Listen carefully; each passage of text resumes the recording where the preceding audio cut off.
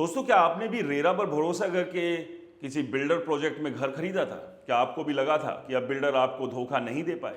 तो फिर आज भी हजारों प्रोजेक्ट्स अधूरे क्यों पड़े? क्यों बायर्स कोर्ट कचहरी के चक्कर काट रहे हैं?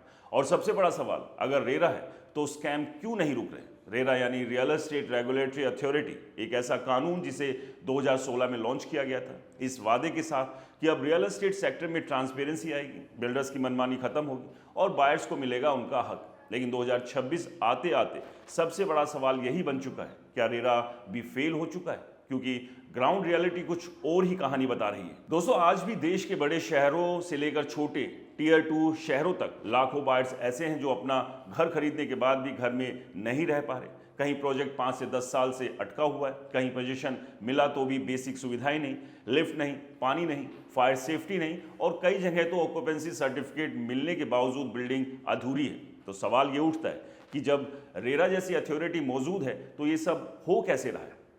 दोस्तों, दरअसल समस्या कानून की मौजूदगी नहीं, उसकी पावर और इम्प्लीमेंटेशन की है। रेरा को बनाया तो गया था बायर का रक्षक, लेकिन उसे उतनी ताकत नहीं दी गई कि वो बड़े बिल्डर्स पर तुरंत और सख्त कार्रवाई कर सके। कई राज्यों में रेरा अभी भी पूरी तरह एक्टिव नहीं, कहीं स्टाफ की कमी तो कहीं हजारों केस पेंडिंग पड़े हैं। यानी जिस स्पीड से बायर न्याय चाहते हैं उस स्पीड से सिस्टम काम नहीं कर पा रहा, और यही वजह है कि बिल्डर्स को डर नहीं लग रहा और जानते हैं कि केस चलेगा तो सालों लगेंगे और तब तक बायर ईएमआई भी देता रहेगा, किराया भी देगा और मानसिक तनाव भी झेलेगा। अब सोचिए, एक आम आदमी जिसने अपनी लाइफ सेविंग्स और लोन लेकर घर खरीदा, उसका सपना क्या था? एक सुरक्षित घर, लेकिन हकीकत क्या बन पाया? एक लीगल बैटल जहां उसे हर तारीख पर उम्मीद और निराशा के बीच झूलना पड़ता है, और यही वो गैप है जहां रेरा कमजोर पड़ता दिख रहा है।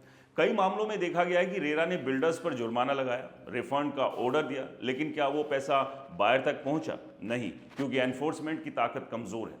रेरा के पास पुलिस पावर नहीं है, वो खुद जाकर बिल्डर की प्रॉपर्टी जब्त नहीं कर सकता, उसे दूसरे डिपार्टमेंट्स पर डिपेंडेंट रहना पड़ता है, और यही डिपेंडेंसी सिस्टम को स्लो और इनइफेक्टिव बना देती है। अब एक और बड़ा सवाल समझिए, बिल्डर्स कई बार अलग अलग कंपनियों के नाम पर प्रोजेक्ट्स लॉन्च करते हैं।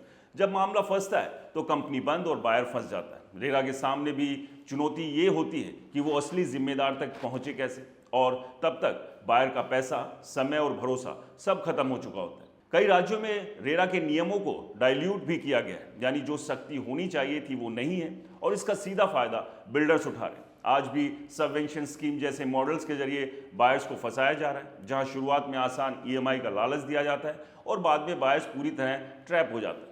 सवाल यह है कि रेरा इन स्कीम्स को रोक क्यों नहीं पा रहा? जवाब फिर वही है, पावर की कमी और पॉलिटिकल इकोनॉमिक नेक्सस। क्योंकि रियल एस्टेट सेक्टर सिर्फ घर बनाने का बिजनेस नहीं है, ये एक बहुत बड़ा इकोनॉमिक इंजन है जिसमें बिल्डर्स, बैंक, लोकल अथॉरिटी और कई बार पॉलिटिकल कनेक्शन भी शामिल होते हैं। ऐसे में रेरा अकेला कितना लड़ पाएगा? और यही कारण है कि आज बायर्स के बीच ये डर बैठ गया है कि लॉ है लेकिन प्रोटेक्शन नहीं। अब जरा सोचिए, अगर रेरा पूरी तरह स्ट्रांग होता तो क्या आज इतने स्टॉल्ड प्रोजेक्ट होते? क्या बायर्स को सुप्रीम कोर्ट और एनसीएलटी तक जाना पड़ता? क्या हजारों करोड़ों का पैसा स्टक होता? जवाब साफ है, नहीं। लेकिन हकीकत में है कि सिस्टम फ्रेगमेंटेड है और बायर्स सबसे कमजोर कड़ी। यही वजह है कि अब कई एक्सपर्ट्स ये कह रहे हैं कि रेरा को और ज्यादा पावर देने की जरूरत है, उसे इन्फोर्समेंट अथॉरिटी बनाना होगा, फास्ट ट्रैक कोर्ट देने होंगे और बिल्डर्स के खिलाफ स्ट्रिक्ट क्रिमिनल एक्शन लेना होगा, तभी जाकर रियल चेंज आएगा। वरना रेरा सिर्फ एक पेपर टाइगर बनकर रह जाएगा, यानी एक कागज का शेर,